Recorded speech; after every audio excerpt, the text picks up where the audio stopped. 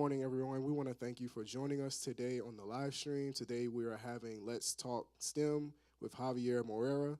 He is a software engineer that's been based in Richmond for about 5 years. He has a lot of experience, and he'll be sharing with us a bunch of new things. And we're hoping that it could inspire you, help you to reach for a new goal, and show you that anything is possible.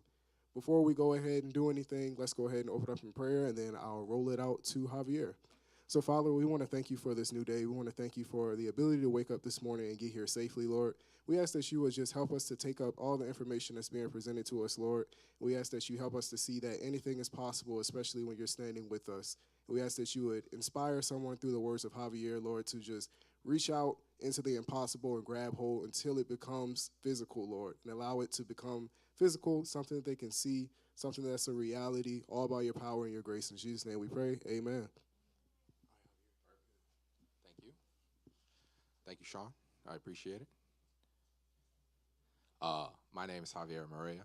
I've been a software engineer here in Richmond for about 5 years, and I'm going to be talking to y'all about my experience with software engineering, how I got there, how you can get there if you want, and yeah. Do I just yell at you to flip the slide? Perfect. So first of all, I am here just to give information at all. So if anyone has any information or wants to know anything about anything, if you want to, any details in particular, even like very personal, whatever, I'm here to just answer those questions. So if anyone has a question at any point, please feel free to interrupt me. It's fine. That's why I'm here. Good. Thank you. All right. So what do I do? The first thing is I work at a company called Userve. Basically, they provide transportation for people with needs. So this could be like disabilities or the elderly or anything like that. I think it's a pretty good cause. It's something that I wake up on Monday and I don't feel bad about going to work, which is a very good thing because it makes your Sundays even better. So it's for a good cause. The people that I work with are great people. Everyone kind of understands what we're trying to do here. So it's a very good place to work. I've been there for 5 years, and I'm a back-end engineer. So basically what that means is that our product has like 2 applications and a website for the employees so that they can handle all the logistics that come with rides. I don't work on anything that the person can interact with. So I don't do any of the app stuff or any of the website stuff. I do all the back-end stuff. So that is stuff that basically, like if you're making an account, for an example, just like an easy one, you enter your like password and your email, and I'm in charge of saving all that data somewhere and making sure that it's secure and making sure that you're able to pull it up if you need to or anything like that. So that's what I do. I don't do any of like the visual, like, oh, this text is 4 pixels down or it needs to go up a little bit. I don't do any of that. So I just do strictly back-end work. All right, next page. Thank you.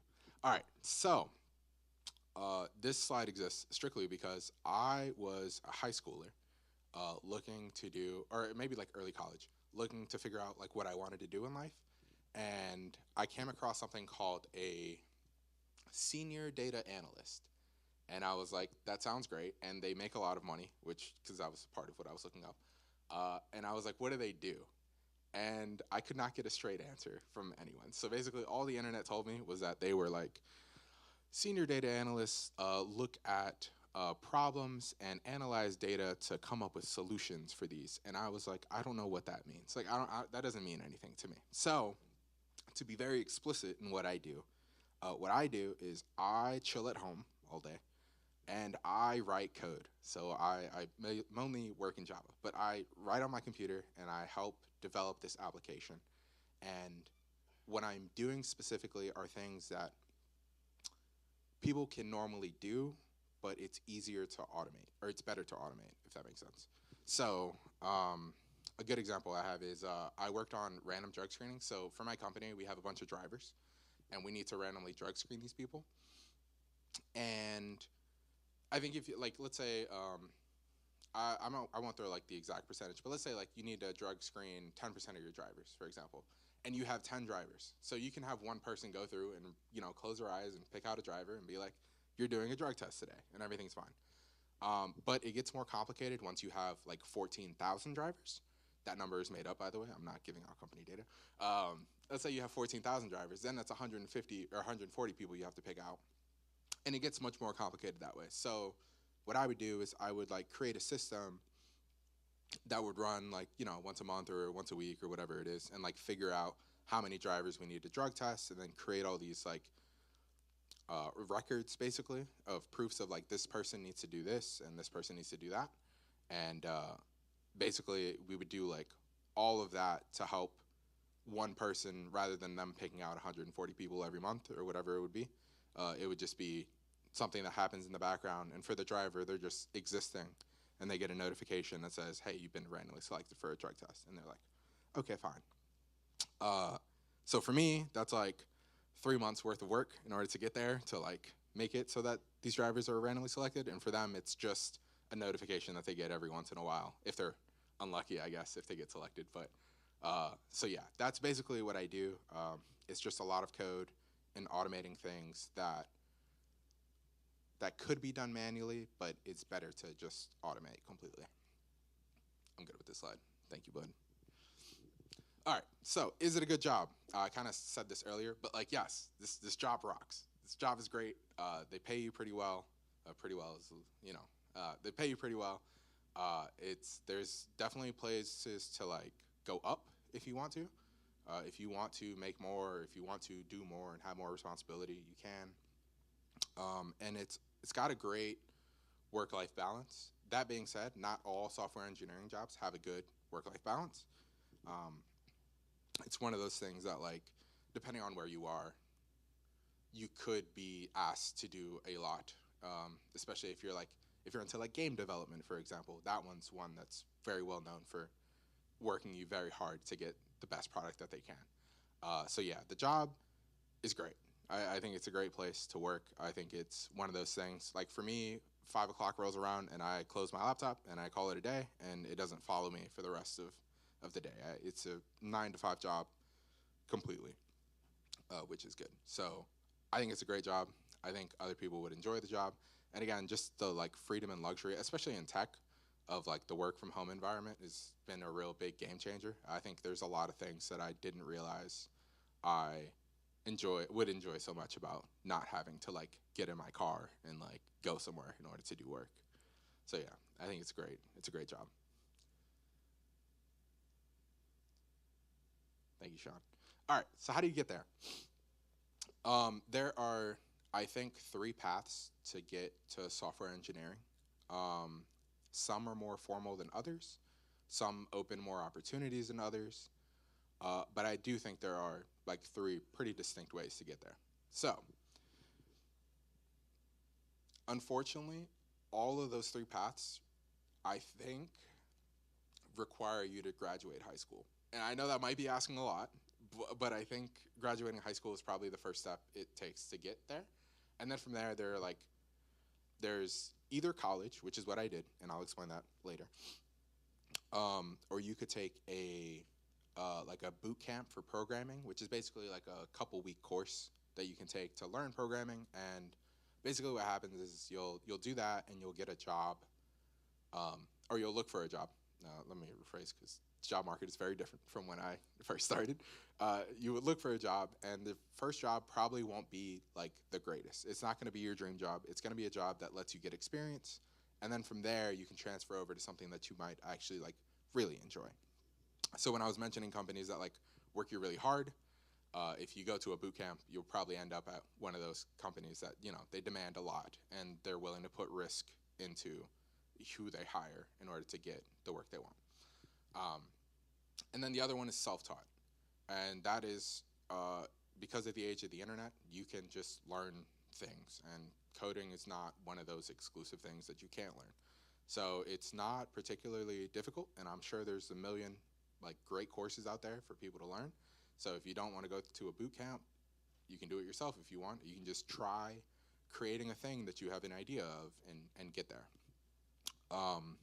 I have coworkers that have gone through all 3 of those. And I think they're all great at programming. I don't think one makes you better than the other. I just think that they provide different opportunities once you finish. So, for example, if you are like self-learning, a lot of what you're going to do is not really like working for a company. It's probably going to be like freelance work for a while until you build up a portfolio of things that you have made, and then hopefully you can then become, an employee somewhere. If you want to become an employee, if you want to stay freelance, that's fine. That's good. Okay, so for me, what I did is I went to college. In high school, I wasn't very good. I wasn't like a great student. I wasn't bad. I wasn't a troublemaker or anything, but I didn't try very hard. I was in there just to graduate, so my grades weren't great or anything like that. I went from high school to community college, and I have a slide on community college. I have very strong opinions about community college. Uh, I went to community college for about a year and a half, and then from there I transferred to VCU, and then I got my degree in computer science. Computer science is the degree you want, by the way. I don't know if that was clear. Um, there might be like new stuff like software engineering or anything like that, and that's probably fine. That'd also be great. But yeah, so I transferred from community college to VCU, and that was a little scary. I think that transfer because I wasn't accepted into the School of Engineering initially, so I took a bit of a risk to go in as like undeclared because I knew this is what I wanted to do, and eventually they let me into the programming major, and then I was able to continue on doing what I'm doing. But yeah, so I think now if you're in high school and your grades aren't great and you're like, this probably isn't for me, it still definitely can be. It's not a particularly impossible thing to do. It's very achievable even if you don't do great. All right, John.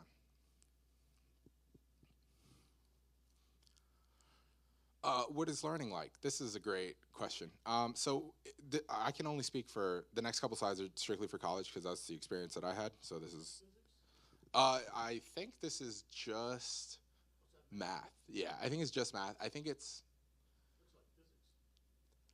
well, physics will use the same math actually. So yeah, it's probably not too far off. I forgot the thought process I had here. Oh yeah, so what you learn. There's a little bit of code in college. You create a lot of like small projects, and it's hard to relate those to like bigger projects that you will deal with in companies. Um, but you do get some coding practice. You get kind of familiar with how things work. And then there's a lot of theoretical things, so bigger picture, more abstract ideas of how things got the way they were, or how to break down something complex to like its most abstract idea. I'm thinking of like Turing machines and things like that.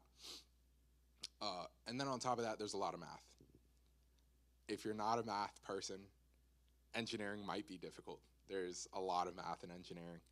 I took an additional math class, which is kind of crazy to think about.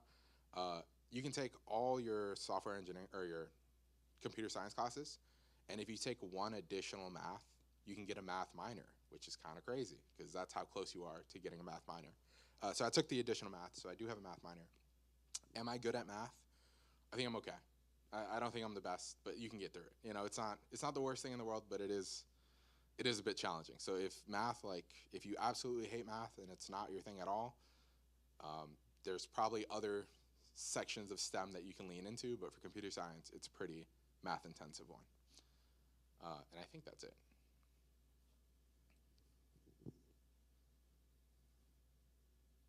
All right, so I only have two very strong opinions. One is community college. Community college is great. I don't know where community college got like a negative rap where people don't want to go there and want to jump straight into a 4-year. But if you can save yourself money and not go into a crazy amount of debt, because college is very expensive currently, that would be great. Community college is one of those things that you get out what you put in. So if you try in community college, you will be fine. You will learn the things that you want to learn, and you do it at probably a quarter of the price that you do at a 4-year, and they're essentially the same classes. Eventually, you'll want to transfer over to get your computer science specific one, but if you can do as much as you can in community college, I would strongly recommend it. The only regret I had in my college experience was not staying at community college longer, because I was only there for a year and a half, and I feel like I could have been there for 2.5 or something like that and saved my parents who were helping me with college. I could have saved my parents more money. I could have made the experience a little more smoother for me, and I could have knocked out a bunch of stuff that I didn't need to. So I think switching early caused a little more stress than it needed to for me. I think community college is great, and I think everyone who can go to community college should, because I have nothing but positive things to say about it. Good there. Hey. And then the other thing is internships. So if you are in college, I think the super important thing is to actually try to apply the things that you've learned. And internships are a great way to do that. If you intern at a place that is smaller, that requires, how do I word it? If you intern at a place that is smaller, that will require you to do more work because they don't have the resources to deal with it, to have someone on that isn't contributing much, I think the better. So if you're working at like a super big company that hires 2,000 interns, a year or whatever it is, you may not be doing a lot of helpful learning in that section because they don't require you to do a lot. But if you go to a small place where they don't have the resources to say, oh, you don't worry, intern, you don't have to do anything, where they're like, actually, we do need the help to do these things, you can learn things. So I think it's super good to like figure out not where you want to go, but what makes the most sense for you to learn. Because at the end of the day, like, I know places, like big places, look great on resumes or, whatever it can be, but I think actually learning material and like learning to actually be better as a programmer or whatever it is you decide to do, this applies to everything. I think it's better to actually like learn the actual thing rather than have something written down on a piece of paper that says you did X, Y, Z. So highly recommend internships. It's great for you. I interned in my last year and a half of college, and I turned that into a full-time job, which is where I work now. So it was, I was interning on a Friday, I graduated on Saturday, and then by Monday I was there full-time, and it felt absolutely no different. So it was good. But they paid me more, which was great. That was really enjoyable. But yeah, I think that's internships and community college are probably the two most important things that I have to say about a college experience. Again, for the other two paths that you can take to get there, I don't have experience with it, so I can't say. And I don't think it'd be fair for me to say like what you should and shouldn't do. But for college, I think those two are great bits of advice. Any questions? I think that's it. It was a rather quick presentation, but yeah, go ahead.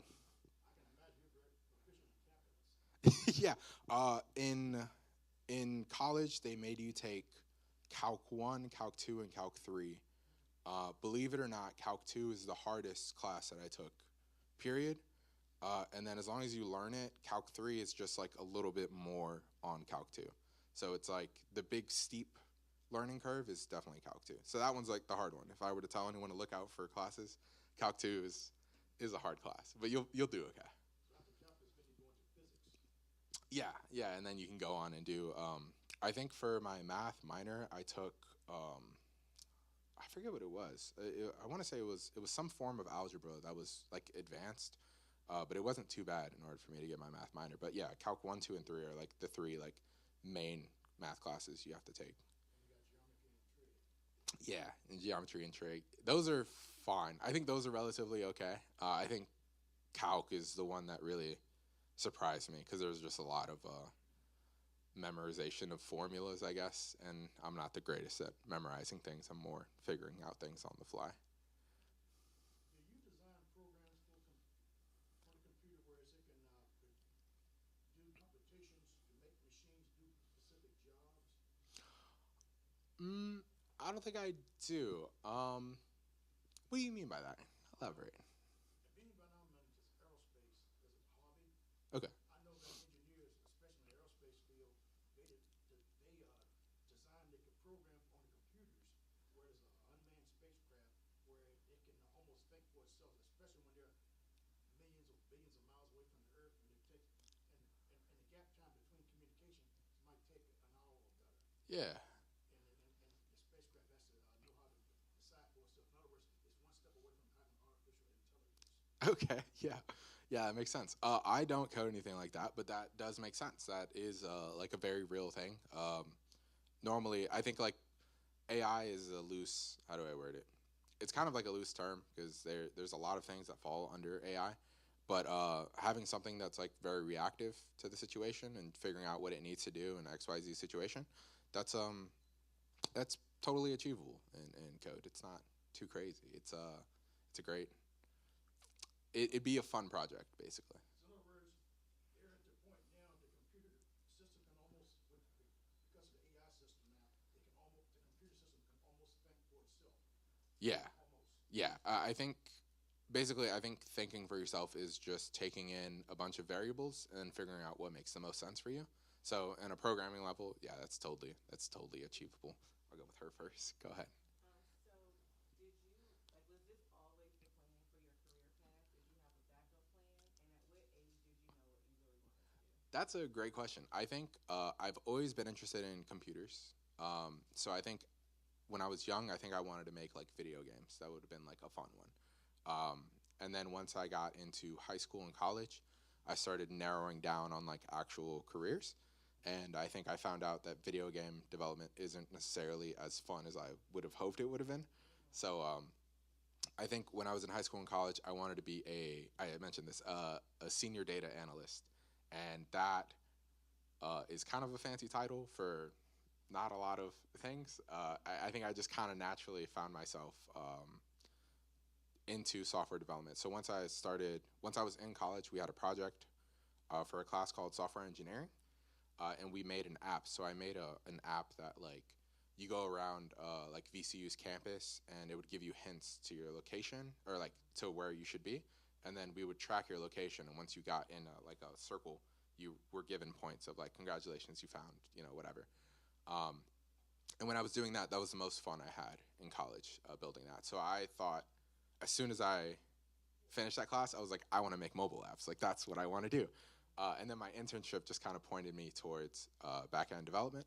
And I think once I started doing that, I realized that the people that do my specific like job, I wanted to be like them. So I was like, I want to do specific back end work. I want to be really good at back end work, and I don't want to worry about anything else. So like there are like things called full stack developers that do like front end and back end, which is where they do like the pictures and images that you see, and they also handle the logic behind.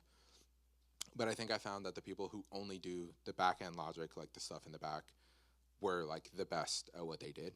So I think I just wanted to focus on that because I'd rather be good at something specific than okay at everything else. So that's how I ended up there. It was kind of like a slow process to get there. I guess I didn't know for sure. I think the only part where I didn't have a backup plan was when I transferred from community college to VCU because they didn't let me in as a software engineer. And I knew basically my guidance counselor was trying to be really nice to me, and she was like, you should have a backup plan in case you don't get into the school of engineering. And in my head I was like, this is what I'm going to do. I'm going to do it. So I took a bit of a risk. I honestly don't know what I would have done if I couldn't get in. So yeah, I didn't have a backup plan, and that's really bad of me. I shouldn't say that, but I didn't really have a backup plan. I knew this is what I wanted to do, and I think I would have done some form of it even if it wasn't at the highest level. So yeah. Did you have a question? I just think I find it really awesome that you're able to work from home. Oh yeah, yeah. So one of the things that I like to do is I like to look at people who travel. Okay. I guess the point I'm trying to get to is that are you able to work remotely from different locations? Um, How does that? yes. So you can. The only limit really is you want to work in the times of like Eastern time. So like 9 to 5 Eastern time is when you want to be online because people might have questions for you or whatever. My boss's boss, the head boss at the place that I work, uh, he spends pretty much like 6 months of the year in Spain. So, but that does mean that he's working till like 11 p.m. in Spain because he's accommodating for our time. Um, but yeah, so you can work wherever you'd like. I think it's a great, how do I word it? remote work is a great way to be very wealthy in a place that isn't very wealthy. So if you want to move to Oklahoma and make big developer money, you can, and then you can live on Oklahoma cost of living, which is great. So yeah, it's remote work is pretty nice. It's good stuff. um, I I think I'm rooted here, so I never really thought about moving elsewhere. But my parents always ask me because I'm Salvadorian for everyone who doesn't know. My parents go to El Salvador a lot, and my dad is like, "Hey, you should come spend 3 weeks in El Salvador and just work there, work remote. We have great Wi-Fi there. You'll be fine. You can just do all the work." And I think the time zone is only 1 hour off, so it'd be pretty much the same.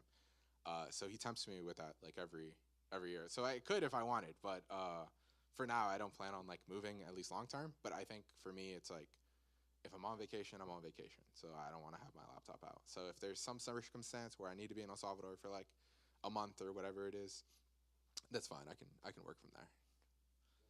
Yeah, go ahead. If you were doing that, so that you would have to, I guess, how would you make sure that the internet is proper? What kind of speed? Yes, that's a great question. So I guess this is specific to my parents' house in El Salvador. They have it's Elon's Wi-Fi thing. It's Starlink, I think.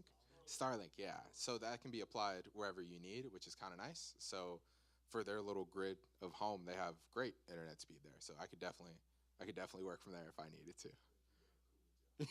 Thank you. Go ahead. So I know just the advancement in technology, different generations have different fears or anxieties around it. Like for me, I'm a millennial, but I still can't get with the whole Waymo self-driving car thing. I don't even know what the heck that is. Yeah. But for people who are maybe older, what is some advice you could give them if they are fearful about where tech is going next? Especially with AI and all of that. If they, a lot of it is just they don't know, so they fear what they don't know. But what's some advice you would give to someone if they're trying to tell their grandma or grandpa why you shouldn't be fearful of tech? I think this is not the answer you want. I think you should be a little fearful of AI in general. I think what it is like AI specifically is a very like unregulated thing right now. So we don't have a lot of guardrails to protect people from things. So you can go on the internet and see like crazy looking things that look very real and they're just not. So I think it's hard to tell like an elderly person like, oh, this is AI, don't worry about it. Especially because every year I feel like the videos get better and better and better. So yeah, I felt for the raccoons jumping on a trampoline like 3 months ago. I was very upset. I was like, oh, it is AI. Yeah, it's difficult. I understand being weary of things. In terms of like the Waymo, the self-driving cars. I wouldn't get in one. Me personally, no. But that might just me being like, No, I thought so. yeah, you know. These androids or robots that are bipedal, walk like humans. Oh yeah, And it's going to eventually it's going to be a time they're going to be almost with the mindset of a human, where they can practically think for themselves. yes. I saw. I think Boston Dynamics is one that does like a really good like human impression. I watched one recently, maybe like 2 weeks ago, of one like dancing, and I was like, that looks very human. Like that's incredibly human. Yeah, they're getting really good at it. I think it's weird that they focus on making it human-like because I don't think the humans are the best like movement-based thing. I feel like there are other things. They could have 4 legs and walk around better or something. Yeah, I think they're aiming for a very specific goal to make it human-like. Um, but yeah, I think it's very impressive what they're doing. I think it's cool, but also I don't see the need for a little human robot. Well, for years, NASA has worked on the development of a robot or android called Robonaut 2. Okay. I don't know if you heard about it. Hmm. And the Russians have a similar Robonaut like what we have here in America.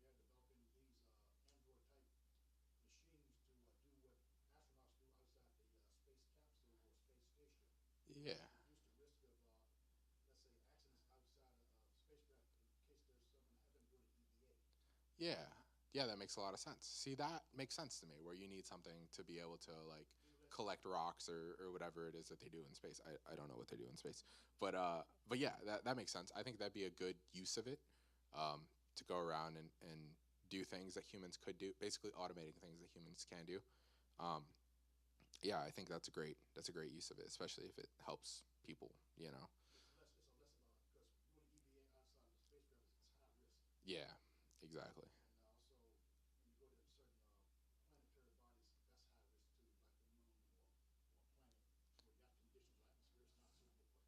Yeah, yeah, yeah. I feel like a lot could go wrong. That's pretty cool. Yeah, I like that. That's also very difficult because there's you don't know what the terrain, or you have a rough idea what the terrain will be, but like there are certain things that could just block, a big old rock that you somehow need to climb, and you don't know the shape of the rock. So, yeah, I think that's pretty cool to be able to create things that automate that. Yeah, go ahead.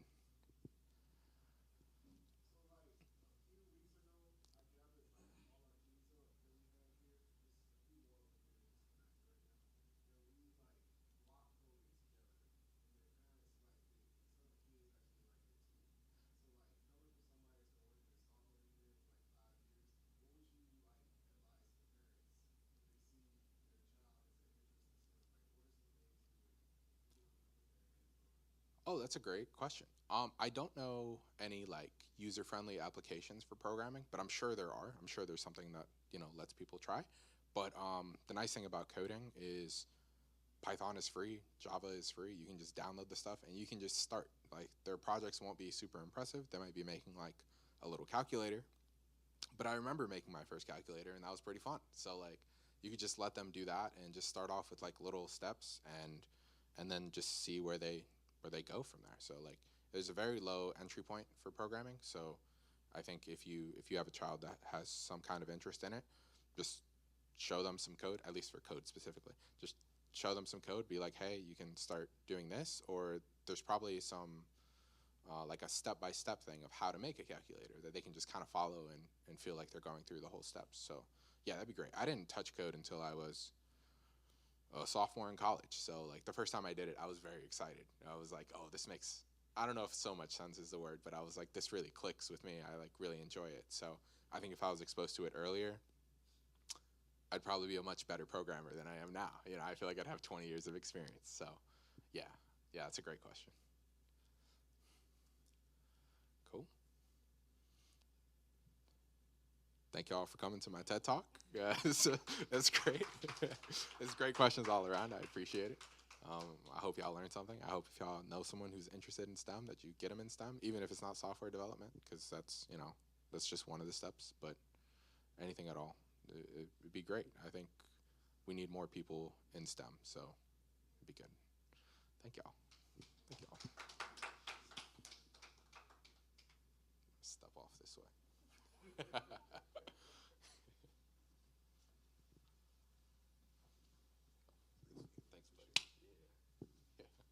Can we please give Javier a hand clap? Thank you so much for coming out today to share with us. We really appreciate it.